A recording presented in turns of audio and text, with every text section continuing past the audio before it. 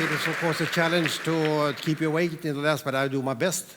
And I will now describe how you can innovate in big companies. I can also try to illustrate how you can stay on top of things for a long time. And I can also explain why I decided not to retire 10 years ago.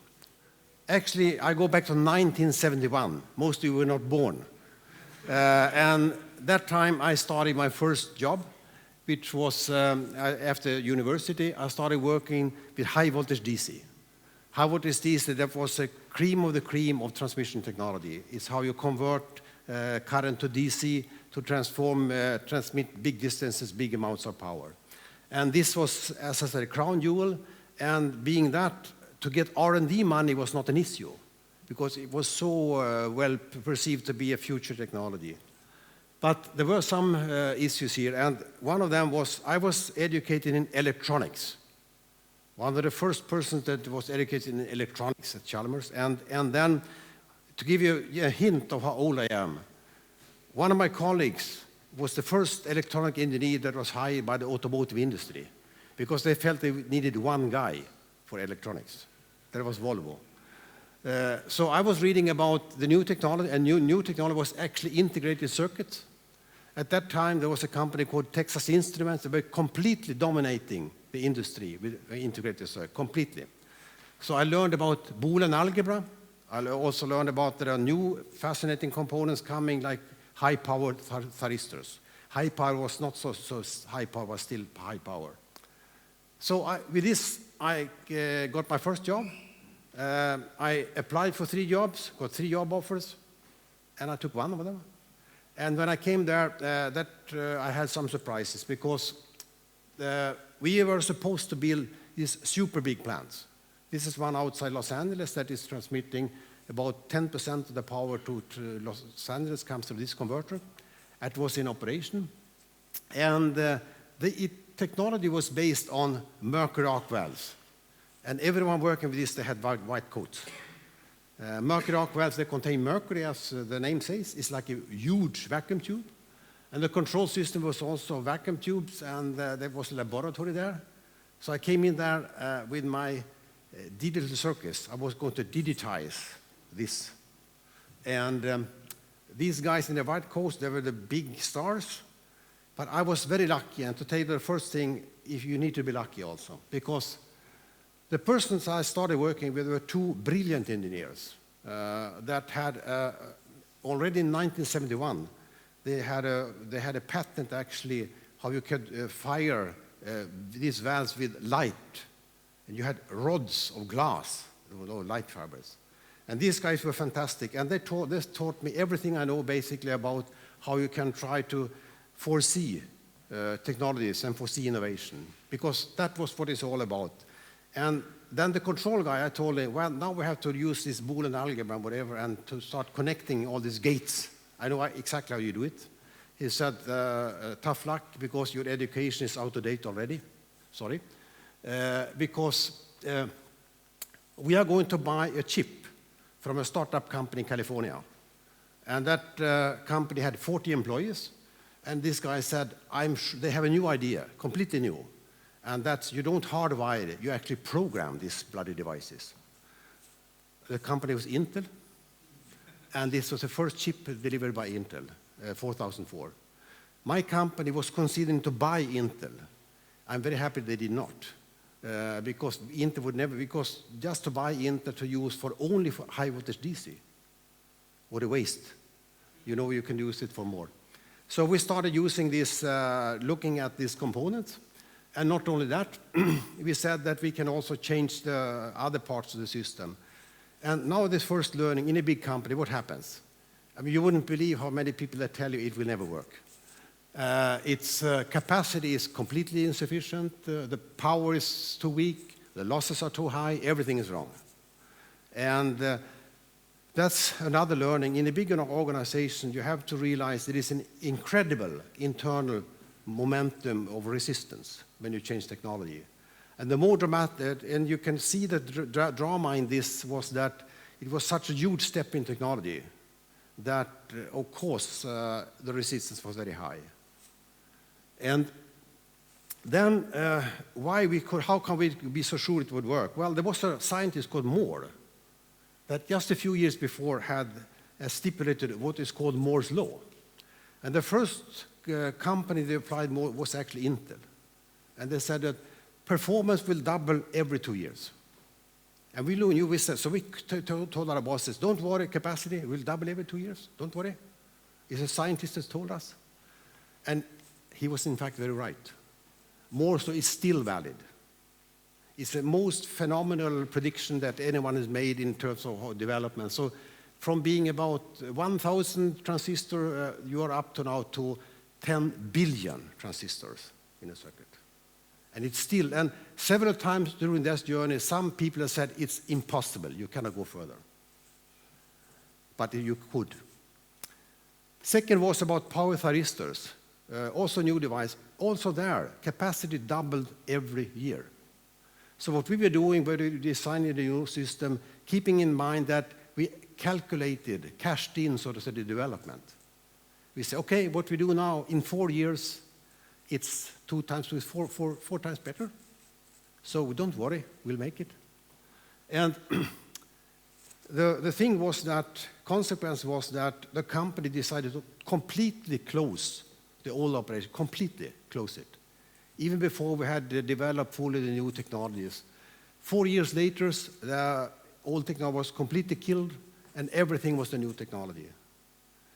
On the bottom, you see what happens to people that used to be the experts in the white coats. It was quite tough, I tell you. So I never forget that, to see people that were stars in the company, and all of a sudden, no one was listening. Absolutely no one. So that's another thing that you have to be prepared, because you cannot, the big change will happen. You cannot stop it. You have to try to find your role. And then we jumped to 1994, a big jump, because then I had a phenomenon. I was then managing the whole operations. I had several thousand employees around the world, and I had the world's best R&D manager. And I asked him, we thought about, think out of the box. What is the future like? And this guy came up with this phenomenal map where he said, well, I believe we can 100% renewables for Europe, 200 gigawatt of hydro, 300 gigawatt of wind, and 700 gigawatt of solar, and we combine it with DC transmission lines and hydrogen storage. I tell you, this slide was so spectacular. It was stamped secret, top secret, was not allowed to be shown outside the company for 5 years. Because people say, if you show this, no one will trust the company. They believe we have gone bananas. But the thing is, if you look at where we are today, you know we have about 200 gigawatt of wind. We have 100 gigawatt of solar, and I'm pretty sure we will end up something like this. And that's another learning when if you want to be visionary, you have to be very visionary and think out of the box, but you have to realize also that people will not love you for it. That's a good sign if they don't like you. So based on this vision, we started, and then I was actually heading the operation, so I decided, okay, let's now develop technology that will fit this vision. So we decided to develop a new generation of DC technology, completely new, based on high power transistors instead of thyristors, completely new control system with much, much higher performance, and also a new generation of power cables. And just to give you one hint about the power cables, at that time, the power capacity, 1 millimeter of insulation could take about 10 kilovolts. So then I asked the scientist, what is the physical limit? It's 200. Oh, 200? So why is it only 10? What does it take to come to 50 or whatever? So we started, and we said the target for these cables to be commercially viable was about 30 to 40, 3 to 4 times better. And that was a target we were quite sure that we could get. At that time also, I can tell you that we have an R&D budget of about 5 million euro to do this. And then every quarter I went to the management and said, I have good news and bad news. Bad news, we started with bad news. Bad news, I need more money and I need more time. The good news is the market is much, much bigger. And it worked, actually. So from an initial R&D budget of 5 million, we ended up with spending over 100 million euros. From a market estimation of 300 million euros per year, we ended up with about 20 billion. So it worked. But you have to be persuasive there. I'm not sure it works today, by the way. It's tougher. So, but when we came with this new generation also, you know, the guys that work with thyristors and with the old, they said, okay, this will never work. Because we can show that you need so high-speed computers that don't exist. But we knew they would exist, and they did exist when we needed them. The capacity went up with the components, and also losses went down. It was exactly the same arguments. And just to give an indication how strong the reactions were against the new technology was that when we had a major test room failure with the new technology, the other guys celebrated with cake and coffee, the failure, because they said, finally we got these guys. And what happened? 5 years later, the new technology had completely taken over.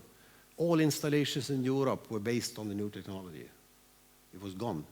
The old technology still developed in another fashion to make a very high capacity, but for Europe, the old technology was dead. And we talk about a slow industry, and you see two examples. It took 4 to 5 years to completely change technology.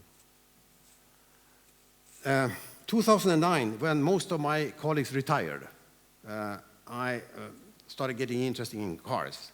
At that time, this small car, Norwegian car made of plastic, called Think, was the only car you could buy in Sweden. But then rumors started coming from California about this, Tesla Roadster. And we couldn't believe our eyes when we started reading about it. So then I got very, very interested in cars and batteries, because battery was the key. At this time, the cost of batteries was about between $1,000 and $1,500 per kilowatt hour, which was killing actually for the industry. So I said, how can they do this? And so I started working really on this, and that was about right about the time also when InnoEnergy was formed. So then I started looking at this, and you talk about predictions, because Moore's law is prediction capacity, but you can also predict cost. And one very typical one is if you double the global production, you reduce the cost by roughly 20%. And it happens to be the same for PV solar and batteries. So we started looking at how good could the batteries become, and how long will it take. And it was astonishing at that time, very few people even made the connection between the two technologies. And it was actually obvious if you look at it. Because then the question is, how low can the cost be? And that again, I have to go back to things I learned in the early days. One way to do it is to do a lot of math. You can make it as complicated as you like. Just go on, do it. But there is a shortcut. Because the final cost for any product, is about 2 times material cost. Add up the materials, take by 2, and that's the cost you can produce. The very best one they produce for 1.5 times material cost, but you can never avoid material cost. Which means if you want to reduce cost, you have to use less material or cheaper materials. And when we looked at PV solar, for instance, you can see that material cost is still also, they still not met the 2 number. For batteries, we're way above this number, way above, based on that the volumes were too small. So you could actually see that batteries would become much, much cheaper just by increasing the volumes. So then we talked about the battery cost. Same story. I mean, you've seen it before. I mean, I'm so tired of the people say, oh, it's too small, it's too expensive, will never work, and whatever. And one thing I can tell you also, when you come with a new breakthrough technology, first people, they ignore it, they are not interested. Then they start making some comments. When it gets dangerous, they start shooting at it really hard. And this is what's happening today with batteries. People say, well, oh, they are dirty, whatever. Because now they see it's a real threat, it's for real. This will threaten us. So this was the curve, and it's still the curve. And I can tell you, it's not that I'm making it up today. We could see that curve happen in 2010. We expected this curve. We also, but if something dramatic, by the way, happened in 2 years, 50% drop, very unique.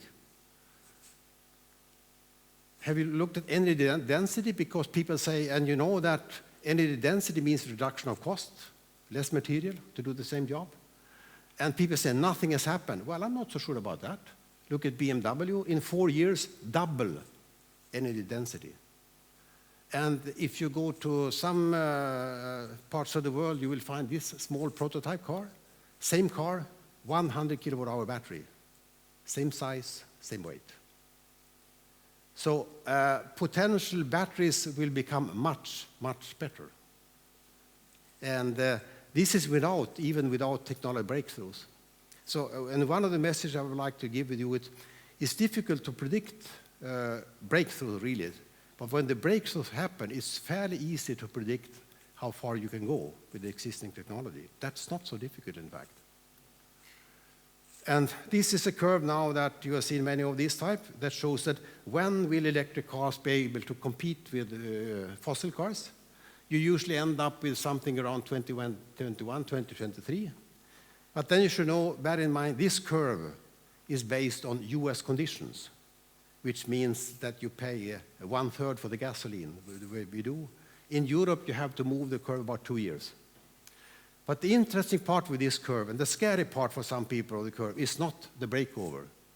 It's the next one, which is called game over, which means you cannot sell a fossil car. This graph says 2029. I personally believe it's 2025. You will not be able to sell a car. And if you think about that, how many people are working in this industry, you can understand now why a lot of people now are trying to kill the idea of the electric car. In fact, it's too dangerous for the business. What we have done in InnoEnergy also recently in the last year is we have not only looked at technology as such, but applications. And one thing that caught my mind quite early was that what miracles batteries could do to the power system. Because in the power system, we are struggling with two things. Of course, one is to provide energy, which we can do, but also to manage the power. Since we have a much bigger variation in power, both in the production and on the user side. So in about a year and a half ago, we conducted a study and looked at if you put batteries in every single apartment, how much can you reduce the power? And the results are astonishing. It's about 1 kilowatt-hour can reduce the peak power by 40%. 3 kilowatt-hours can reduce the peak power by 80%. And bear in mind now of the cost curves of the batteries. Is it realistic to have a battery for every home? Sure. How big is a battery pack of an electric car today? Say 90 kilowatt-hours. That's a whole apartment building. So that was one of the things also when we started talking about the birth of the Battery Alliance. And it came up since we had two things coming together, that we had these so-called white papers we were spraying around, which started talking about batteries will change the industry. And to be also fair to Northvolt told us their strategy, how they could compete on the market, which means value chain, volume, and best technology. So the Commission asked us from InnoEnergy, can you help us develop a battery strategy for Europe? And that was mind-boggling that we got that task, because you wouldn't believe how many research institutions that are associated with the European Union are much, much bigger and much more powerful. But I think that we had shown that we had been able to combine the market intelligence with technology intelligence and also this emerging strategy. So what we did there 1 year ago, we had a seminar, first seminar. We had about 10 companies and organizations came to that meeting. And we discussed the battery market. Our message there was, bear in mind that around 2020, there will be a takeoff in the market, both in the power and the automotive sector. It will not be smooth, it will be brutal. And the demand for batteries will go up. We also said, if you look at the value chain, you will also see that to compete, You have to cover the value chain, and Europe can cover the value chain. 1 year ago, very few people in Europe believed in that you could compete in Europe. And I can tell you today, the situation is almost reversed. Because it's not on our account, but we helped actually to create a notion that we can do it. We do not need to end up in the same case as with PV solar that everyone told us. So, and most of all, we said that if you look at this and if you look at the projections, the battery market along the value chain for Europe can be worth as much as 250 billion euros per year in 2025. And then people started listening. And Sefcovic then, he launched 1 year ago the Battery Alliance. And at that time also he said to InnoEnergy, continue to do the work. We have done that. We have continued to organize this Battery Alliance, which today has about 260 companies and organizations, from 10 to 260 in 1 year. We have developed a strategy for this, and you can almost by the day see announcements made of initiatives taken for batteries. Finland is opening mines. They're building plants in Poland. The Northvolt plant is going on. And we will continue this work. And what is the miracle we do here? Well, the miracle we do is that we bring people together from the industry, and we discuss what actions need to be taken to make this happen, and what action needs to be taken from the Commission, what action should be taken by the, by the member states, and what action can the industry take. One example is eco-labeling of batteries. That today is quite a lot of activity going on, how we can have that made. Another is about standardization. A third is also about how you can remove obstacles in the market. For instance, in the power sector, it's today forbidden to install batteries by distribution companies. It's forbidden. So altogether, this is where we are working on, and it's the most inspiring thing I've done in my life. I'm happy I didn't retire 10 years ago. So summary and some lessons learned. One is that disruptive technologies, they are difficult to predict, but once they are there, it's fairly easy to make forecasts. The iPhone was, when it came, a complete sensation. When it was there, it was not so difficult to understand if we were going to change things. And also that breakthroughs are normally dramatic. And dramatic means really dramatic. Resistance against disruptive technology is massive, and not the least from the engineering community.